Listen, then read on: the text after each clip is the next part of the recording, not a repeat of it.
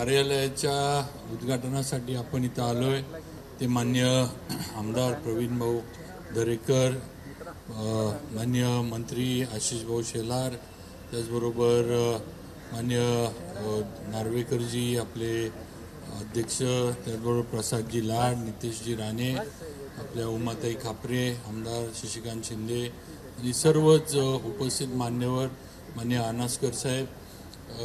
खरं म्हणजे आज तसं प्रवीण भाऊंचा लुक वेगळाच झालेला आहे.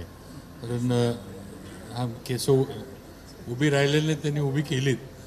मग आज आल्या आल्यात माझं थोडं लक्ष केलं कारण आज भाऊ वेगळेच दिसत आहेत. तर मग आज नेमकं देवानंदचं जरा आपल्याला आज झलक इथं थोडी बघायला मिळाली.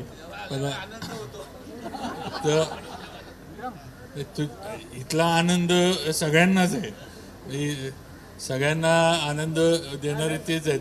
पण आज प्रवीण भाऊंचं, आशिष भाऊंनी अतिशय चांगल्या पद्धतीनं त्यांच्या कार्याचं वर्णन केलं आणि अतिशय सर्वसामान्य कुटुंबातनं येऊन आज एवढं सगळं आपलं वलय त्यांनी सहकारामध्ये आणि राजकीय क्षेत्रामध्ये महाराष्ट्रात, नुसतं मुंबई नाही संपूर्ण राज्यात त्यांनी उभं केलंय.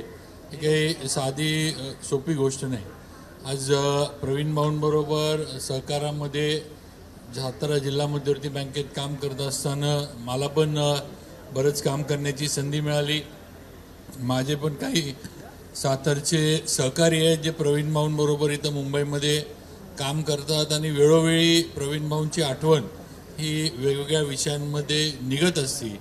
अगदी माझ्या पण अनेक वाटचालीच्या याच्यामध्ये प्रवीण भाऊंचं मला वेळोवेळी मार्गदर्शन मिळत आलंय, आजसुद्धा मिळतंय आणि मला खात्री आहे की पुढं सुद्धा त्या पद्धतीनं प्रवीण भाऊ मार्गदर्शन करत राहतील.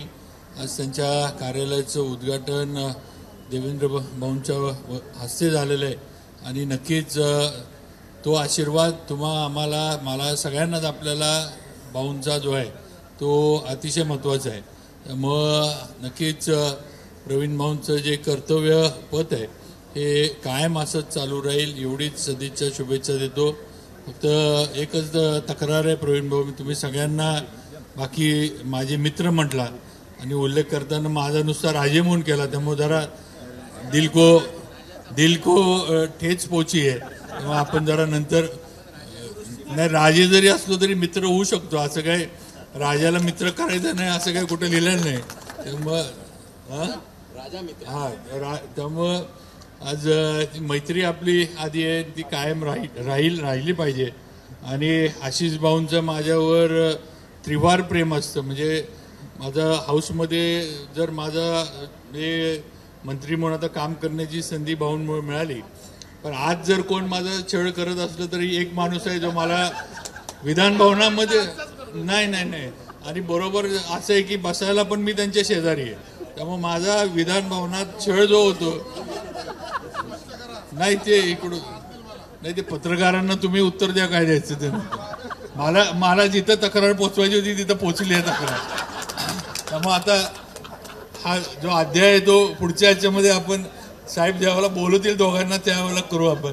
पण गंमत पण आज परत एकदा प्रवीण भाऊंना मनापासून शुभेच्छा देतो आजच्या कार्यालयाच्या उद्घाटनाच्या निमित्तानं. आणि आशिष भाऊ म्हटले तसे ते आमच्यातलं गंमत आहे, त्यामुळे कुणी सिरियसली घेऊ नये, साहेबांनी पण सिरियसली घेऊ नये. आणि माझे 2 शब्द थांबवतो. जय हिंद, जय महाराष्ट्र. एबीपी माझा, उघडा डोळे बघा नीट.